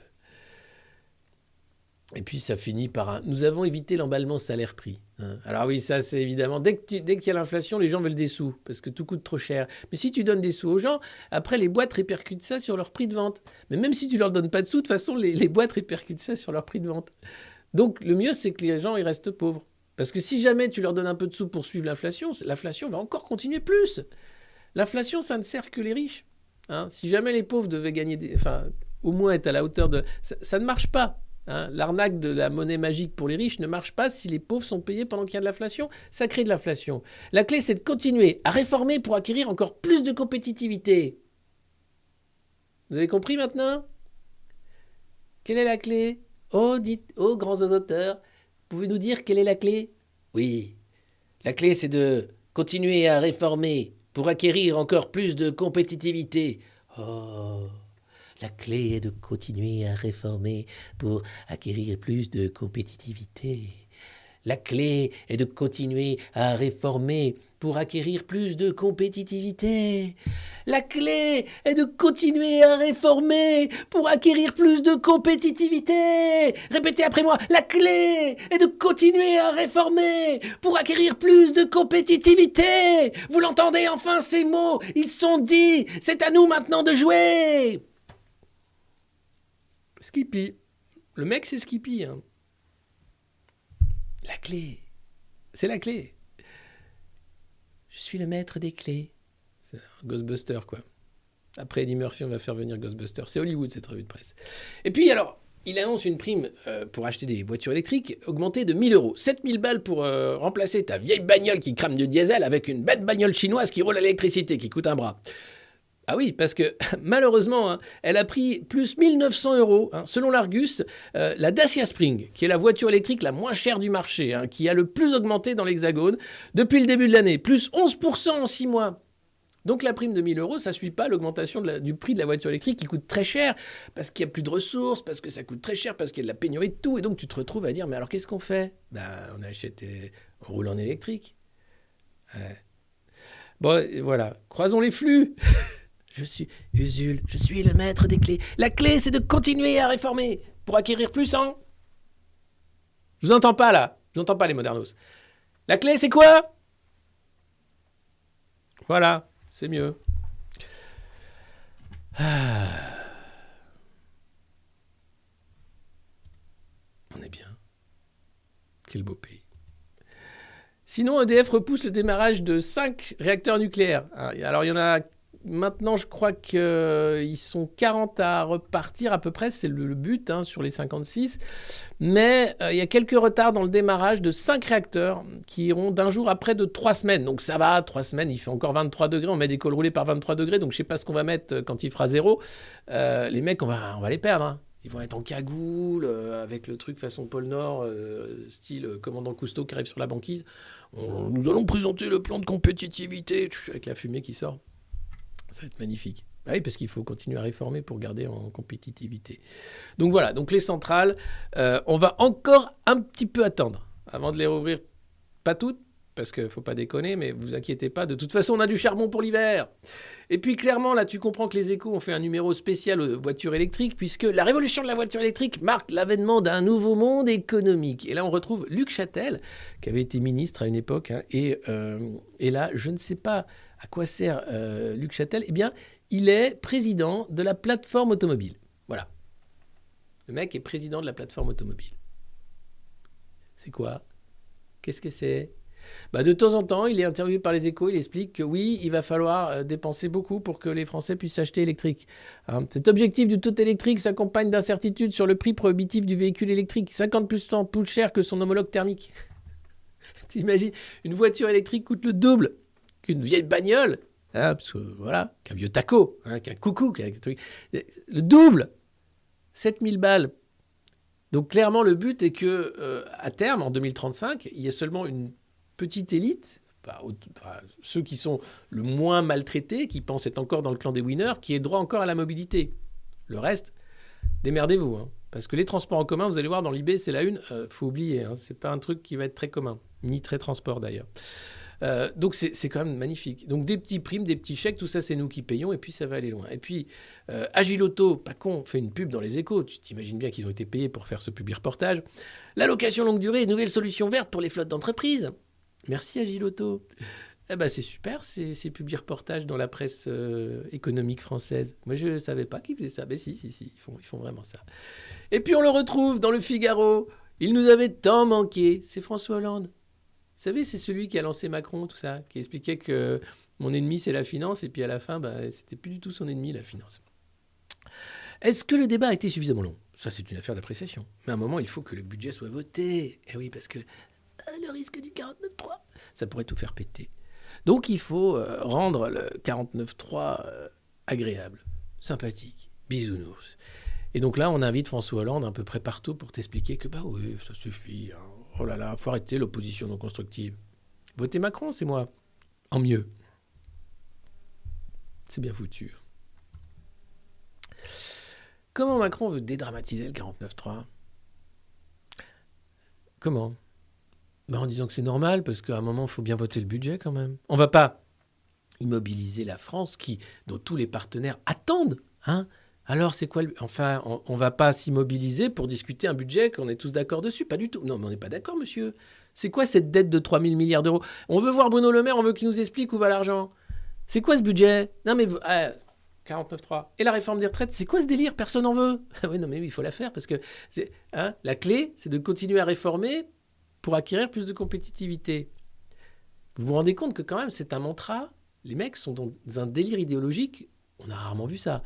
Avant, un président, on avait Chirac, le mec était là, il mangeait bien, il faisait un peu majordome, tu vois, il était invité à l'étranger. Il disait « Bonjour, je suis le président français, bonjour. Vous souhaitez d'être de Vaud, peut-être Bordeaux ou Bourgogne, monsieur ?» Ça faisait un peu sommelier, tu vois, c'était bien.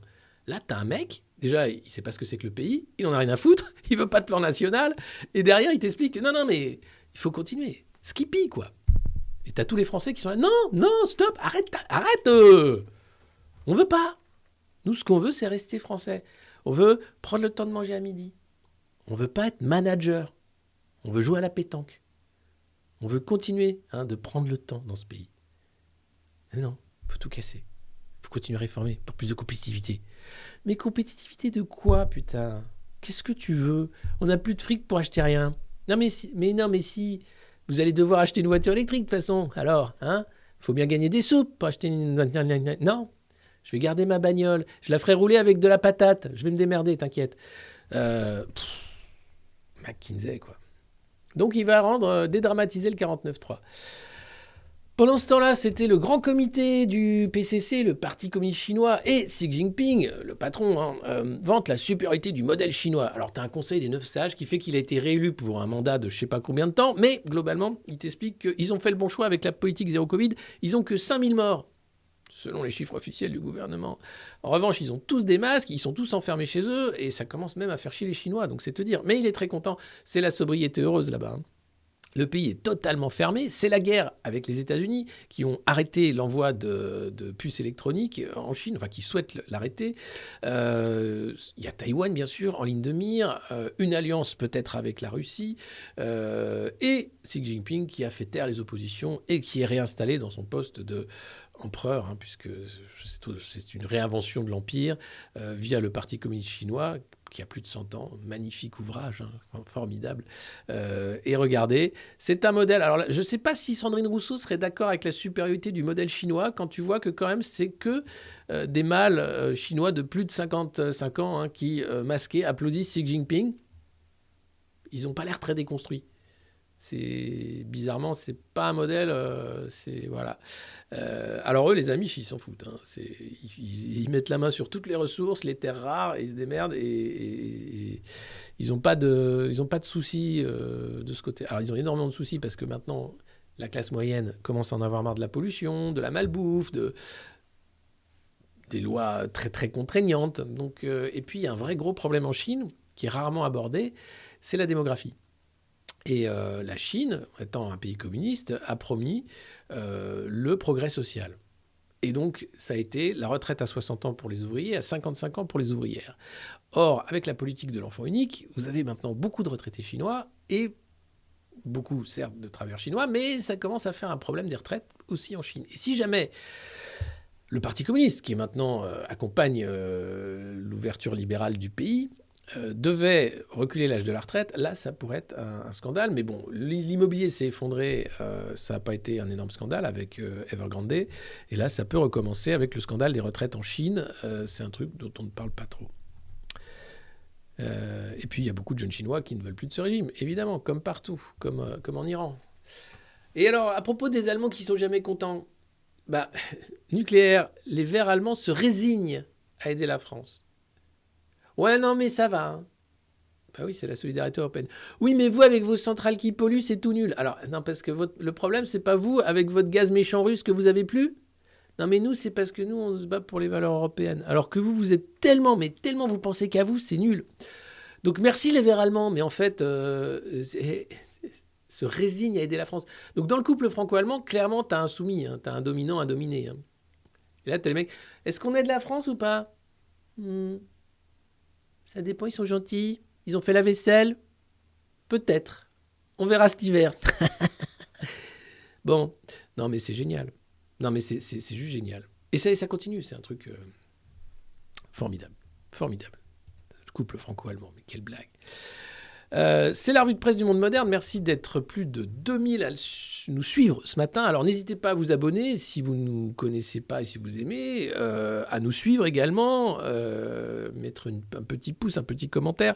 Bref, nous avons besoin de vous pour que cette revue de presse vous fasse rire chaque matin encore davantage et que les éclats de rire se remplacent petit à petit. Les bruits de heurts de ces couteaux, fourchettes et cuillères sur les casseroles. L'éclat de rire, finalement, sera peut-être ce qui sauvera l'humanité. Donc, merci beaucoup.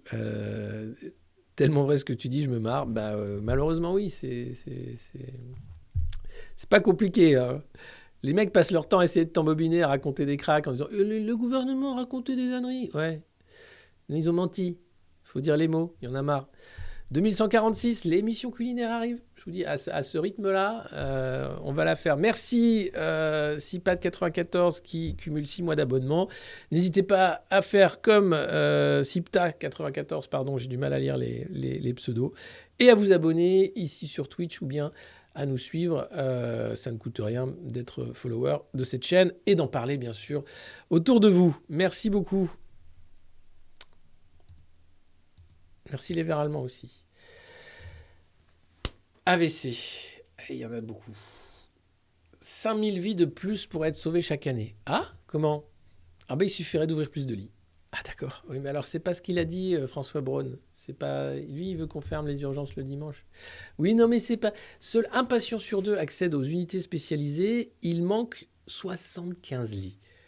C'est pas des masses et on n'est pas foutu de les aligner. Par contre ça, faire des canons César, il n'y a pas de problème. Hein. Armes de destruction massive, soins contre les AVC en urgence. Armes de destruction massive. Ouais, on est tous d'accord. Non, si, on est tous d'accord. Mais non, si, on est tous d'accord. Merci, c'est nos valeurs, ta gueule. Voilà, c'est quand même dommage, on paye des impôts. Et, il manque que 75 lits. Ah là là là là là là là là. Bah bien sûr, il faut lier le personnel, il faut juste de l'argent pour s'occuper des gens, pour s'occuper correctement de la santé des Français, de l'éducation des Français, de la sécurité des Français. Mais visiblement, non, ça ferait une politique nationale, vous savez, c'est pas du tout bon pour la cohésion européenne. Faut pas déconner. Donc l'accompagnement de l'effondrement, c'est le projet. Moi, j'en ai un autre. Hein. Je pense qu'on pourrait investir de l'argent, taxer les riches, parce que oui, le jet privé, c'est un outil de travail, c'est vrai, mais le lit pour être pris immédiatement en cas d'AVC, c'est aussi un outil de travail nécessaire et c'est peut-être un travail extrêmement intéressant qui sauve des emplois. Non, ça sauve des vies. Ah mais non, nous, ce qu'on veut, c'est des emplois. Mais 75 lits, ça fait des emplois. Oui, mais c'est le service public, ça coûte cher, ça, monsieur. Mais c'est des emplois. Non, c'est des charges pour l'État, ça n'a rien à voir. C'est pas des emplois. Nul, toi. Je comprends rien à l'économie. Halte à la tyrannie de la bienveillance. Je sais qu'ici, vous êtes super bienveillants. Et pourtant, il faut arrêter avec cette tyrannie de la bienveillance. Hein, parce que ça suffit. On est gentil, puis à un moment, on craque. On craque. Hein, brandie tout le temps partout, elle nous force à museler nos émotions négatives et nous conduit à pousser l'autre à ignorer les siennes. On devient des cons. Inémotionnels. En gros, la bienveillance, c'est con. Le psy t'explique, attention, vouloir que les autres soient toujours heureux autour de soi, c'est risquer qu'ils se sentent niais dans ce qu'ils ressentent. Mais tu vas bosser jusqu'à la mort, pour un SMIC, avec une retraite de misère qui te permettra de manger encore un peu de carton s'il en reste. En quoi ? Je ne vois pas pourquoi tu es anxieux. Je ne vois pas pourquoi tu es en colère. Tu sais, c'est pas des émotions saines. Hein. Non, il faut que tu restes gentil. Il faut que tu sois gentil. Mais j'ai pas envie, moi, de bosser jusqu'à en crever pour bouffer du carton. Mais c'est pas ce que tu as envie, en fait. Il faut être solidaire. Tu comprends ? On peut pas tous être riches. Hein ? Il y en a, ils sont riches parce qu'ils sont intelligents. Non, c'est parce qu'ils sont héritiers. Non, ils sont intelligents, ils ont travaillé pour ça. Non, ils ont hérité des sous de leurs parents qui ont déjà volé des générations entières avant. Mais non, c'est complètement démago ce que tu dis, c'est nul. C'est pas vrai. Bah si. Excuse-moi. Non. Alors, oui, être bienveillant partout, tout le temps et envers tout le monde, c'est aussi parfois être malveillant avec soi-même. Selon une récente étude d'Apigno, alors je ne sais pas ce que c'est qu'Apigno, on dirait une marque d'huile d'olive italienne, 46% des Français considèrent que la pression pour la positivité a augmenté ces dernières années et 84% d'entre eux avouent museler parfois leurs émotions pour paraître heureux. Avoir honte de nos émotions négatives, c'est multiplier par 2 le dommage psychique. Car la honte est elle-même une émotion. Donc, moi, j'ai pas honte de mes émotions négatives. Tous les matins, d'ailleurs, je les extériorise ici devant vous et ça vous fait un bien fou. Donc, je crois non, il faut, à un moment, quand un petit chef arrive avec sa petite crise de colère de merde, tu sors pas un carton jaune, tu dis « Oh, ta gueule, toi! Qu'est-ce que tu fous, là? Tu te prends pour qui ?» Et ça va beaucoup mieux. Et tu risques de perdre ton emploi, certes, mais après, tu peux faire un prud'homme. Enfin bon, c'est tout un procédé, mais ça fait du bien aussi de les remettre à leur place de temps en temps. Ça fait du bien d'extérioriser. Et pas avec un petit carton jaune. Petit carton jaune, chef. Vous n'avez pas le droit de m'insulter comme ça, vous savez, il y a un droit du travail.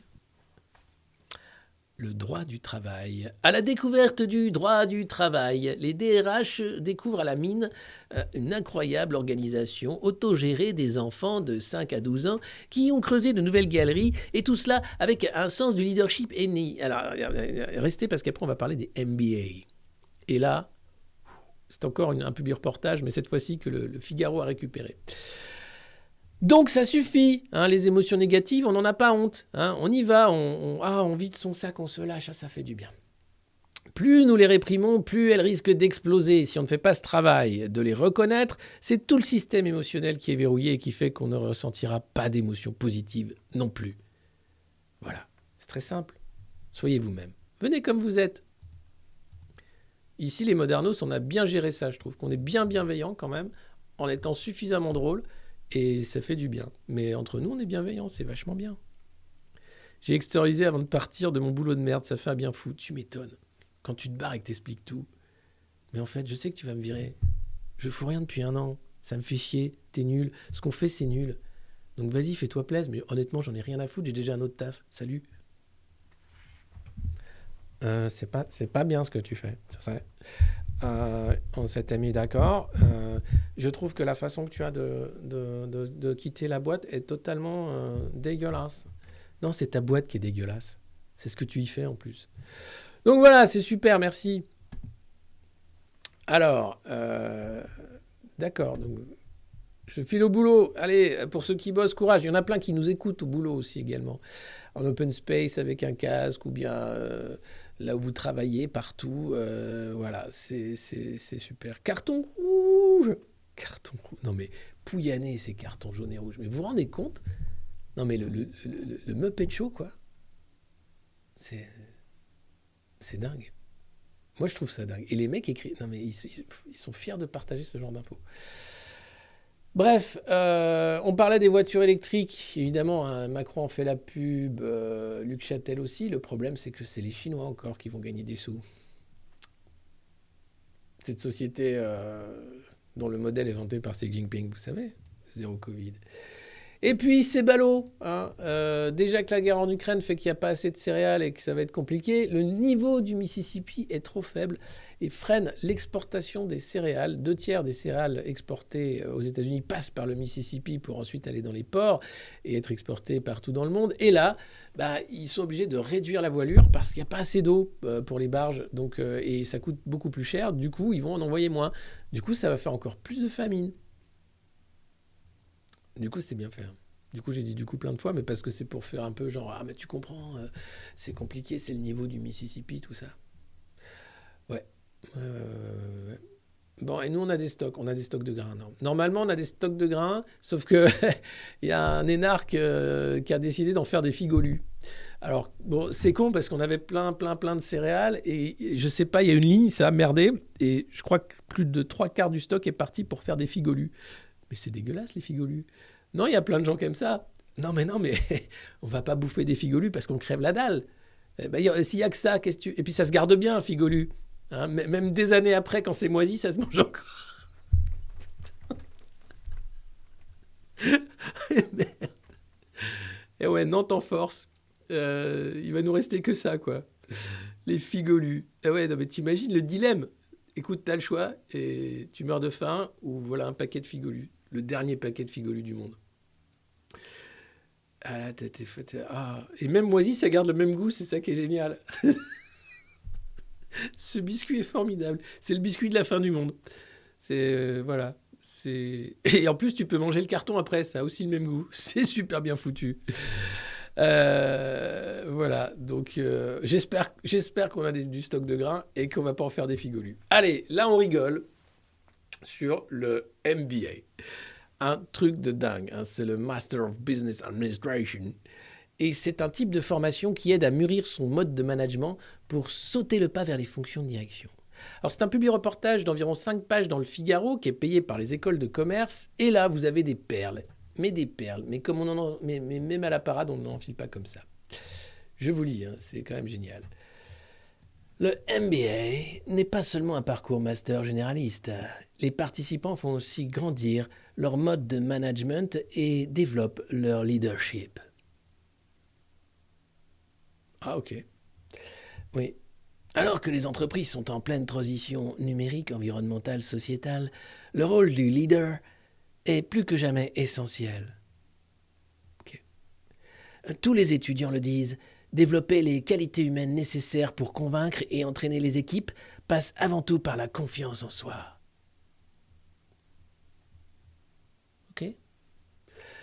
Michel Horner, diplômé 2021 du Global EMBA de l'ESSEC, n'oubliera jamais le module réalisé avec des officiers de Saint-Cyr. Celui que je redoutais le plus, et qui a finalement été le meilleur pour moi, juge-t-elle.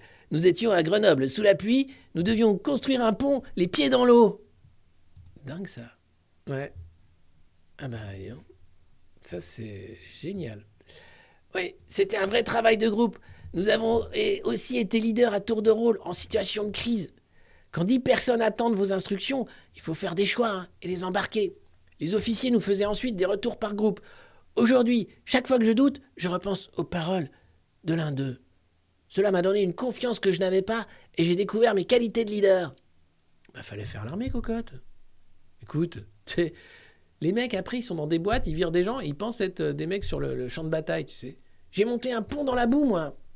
Mais là, tu es en train de virer 2000 personnes, dont des gens qui sont quasiment à la retraite.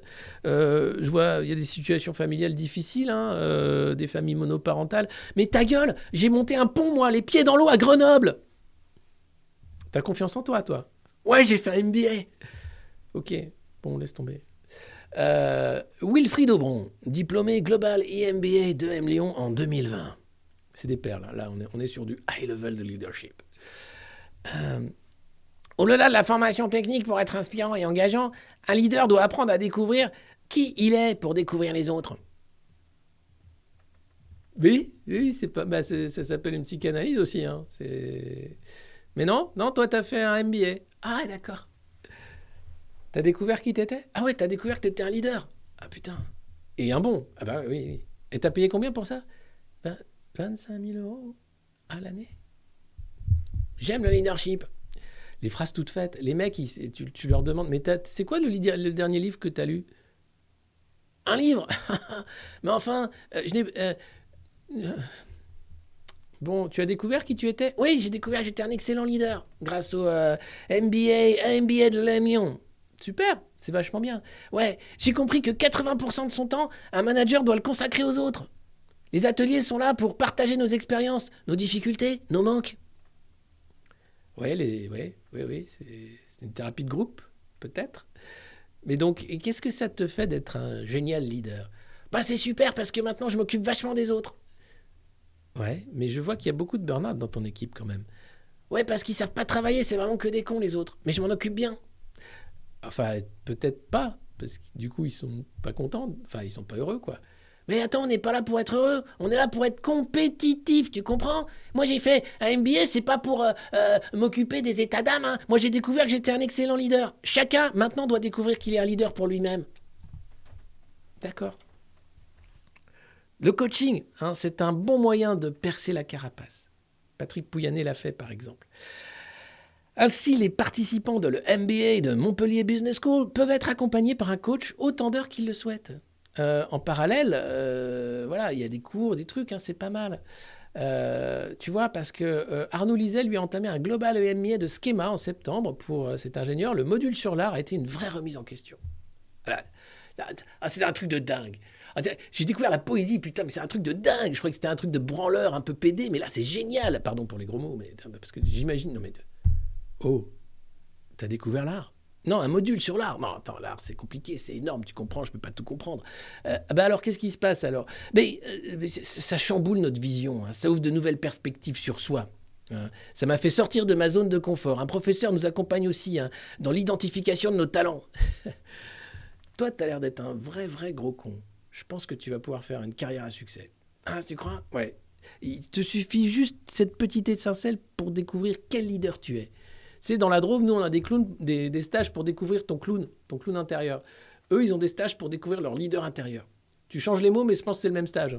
À la fin, tu fais des jeux de rôle, tu montes des ponts dans la boue, tu fais des yourtes. Il y en a qui finissent clown, et il y en a qui finissent clown en entreprise. Je suis clown en entreprise, j'ai fait le MBA de la Schema Business School de Montpellier. J'ai découvert le goût des autres et l'amour de l'art. Oui, qu'est-ce que tu veux? Non, attends, je suis occupé, je fais une interview pour Le Monde Moderne. Oui? Et je viens te voir tout à l'heure, mais arrête de venir me voir, s'il te plaît. En toute bienveillance, merci.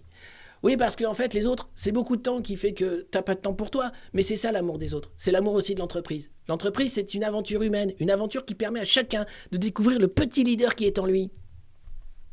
Bordel de merde, c'est bien foutu. Hein. Et alors derrière, tu vois les pubs. Hein. Donc l'ESSEC a payé sa pub dans le Figaro, mais aussi comment ils ont choisi leur MBA, réputation de l'école, qualité du programme. Ah bah ouais, c'est des programmes de qualité. Hein. Découvre le clown que tu es, découvre le clown d'entreprise que tu es. Ah oui, vous avez aussi l'EM Lyon Business School, super école, qui a payé sa pub aussi. Et puis, vous avez l'EDEC, évidemment, qui a aussi payé sa pub au Figaro, pour être sûr hein, que les lecteurs du Figaro vont dire... Je ne serai pas clown en entreprise. Dis chérie, je suis en train de lire le Figaro, là, il y a un super papier sur les MBA. Je ne paierai pas 25 000 balles, là, cette année, pour devenir clown en entreprise. Oh chérie, si ça peut avancer ta carrière, hein, tu peux faire tout ce que tu veux. Mais toi, j'ai rien demandé, Siri, toi. T'es leader de toi-même. Donc, c'est quand même génial. Des programmes de high value qui vous permettent de devenir le leader de vous-même. À tel point que d'ailleurs, lorsque je suis arrivé, la livraison au dernier kilomètre commençait à se développer au Canada. Aujourd'hui, je gère 200 collaborateurs et 300 livreurs qui délivrent 35 000 colis par jour. J'apprends ce qu'être au top dans un domaine veut dire. J'ai envie de chialer. Je suis au top dans mon domaine, la livraison de colis au Canada. D'accord. Vous connaissez message à caractère informatif. C'est l'acteur d'entreprise. Mais c'est génial. Mais c'est exactement ça, quoi. Et t'as l'impression que les mecs sortent de messages à caractère informatif. Mais non, c'est des vrais gens qui ont fait un vrai MBA, quoi. Donc voilà, j'espère que vous allez tous devenir leaders de vous-même. Hein, c'est super important. Que vous avez appris des valeurs essentielles. Hein. Comment virer 2000 personnes sans état d'âme, par exemple, c'est super important. Prendre des décisions. Hein, parce que bon, vous avez construit un pont en allumettes dans la boue. Et que vous allez continuer de réformer votre entreprise de l'intérieur pour plus de compétitivité. Parce que c'est la clé. Hein, c'est vraiment la clé. Elle est en vous. Elle est au sein de vous. Voilà. On dirait Cartman dans South Park. Oui, c'est un peu ça, mais... Crise des transports franciliens. Où sont les rames ? Il faut les sortir chaque matin quand vous prenez les transports en commun en région parisienne. C'est juste un enfer et ça ne fait que commencer. Parce qu'il y a les JO qui arrivent, tout ça. Il y a les travaux, il y a le fait qu'on manque de chauffeurs de bus, que la RATP va être en grève demain, que bref, enfin voilà. Comme d'hab. En Iran, c'est un État violent qui tue, c'est dans Libération également. Vous avez vu, la prison a brûlé, il y a plusieurs morts, 61 blessés selon les autorités. On ne sait pas comment le feu s'est déclaré. Il y a eu une répression, bien sûr, c'était une prison où de nombreux opposants politiques étaient enfermés.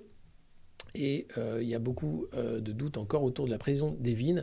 Au moins 4 morts selon le régime, mais clairement on voit que le régime iranien n'a pas l'intention de se laisser faire, loin de là.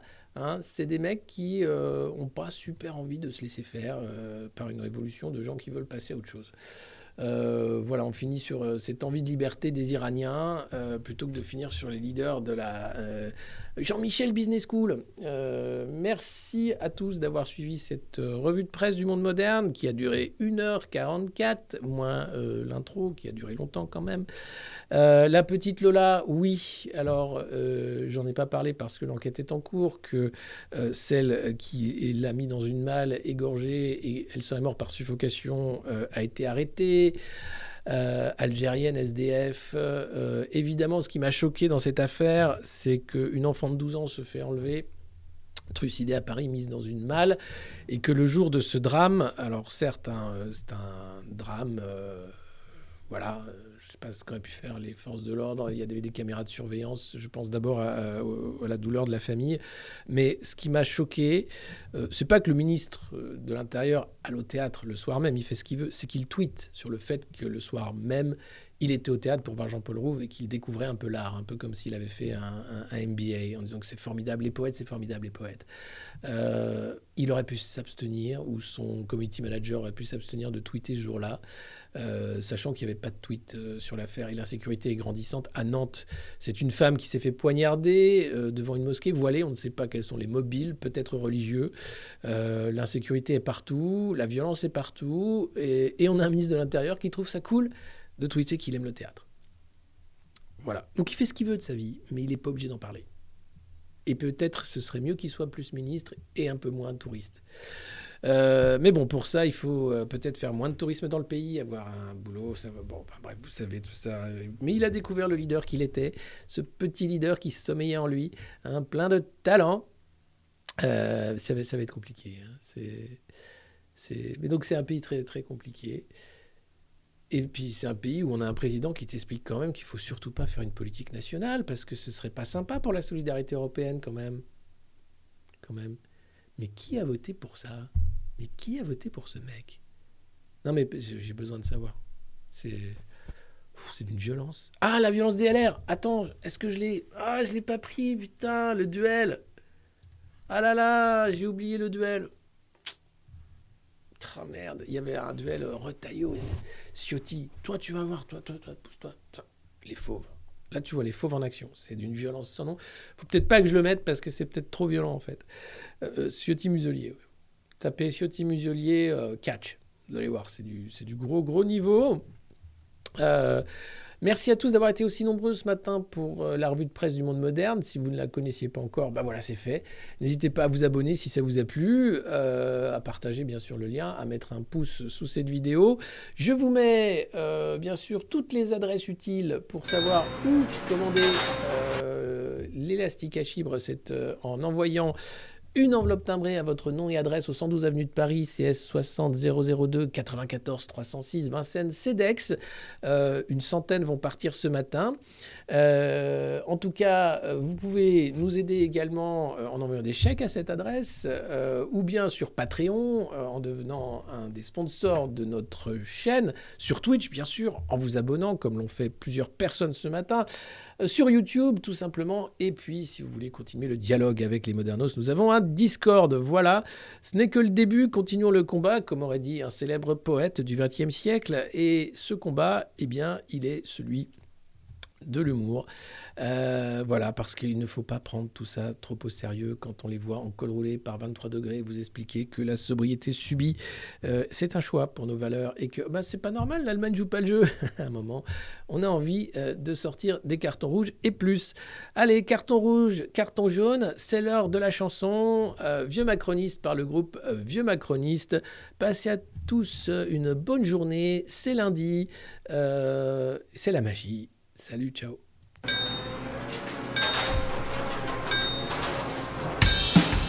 Dis père, peux-tu me chanter cette chanson Vieux Macroniste ? Nous la chantons tous les jours ou presque à la nuit. Bien sûr, Timmy.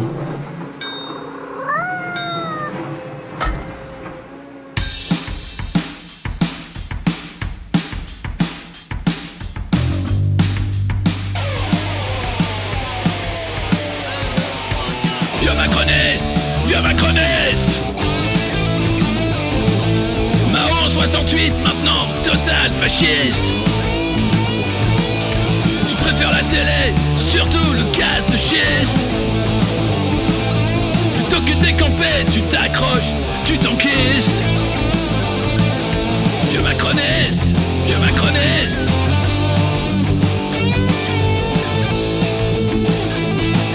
J'espère que tu mourras dans ton vomi. Vieux Macroniste, arrête de nous faire chier, toi et tes amis.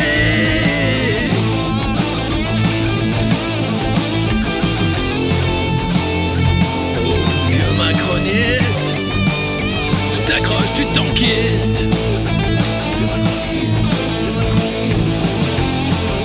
À la retraite depuis 15 ans, les autres tu t'en fiches.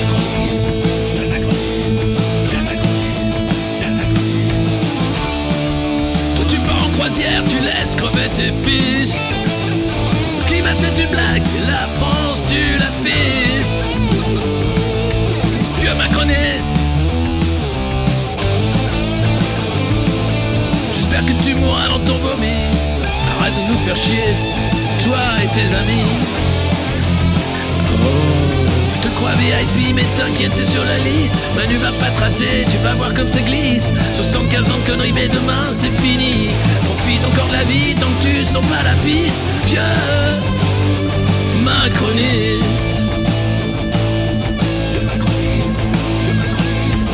jeune, vieux Macroniste, jeune, vieux Macroniste, jeune Macroniste. Putain c'est la chialance, t'as déjà une vie triste.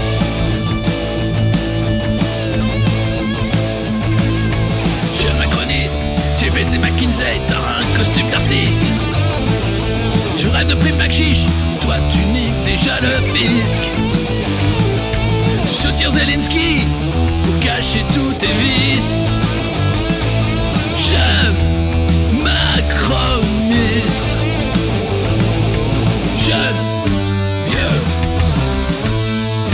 macroniste, ni dans la kiffance d'un pays devenu triste.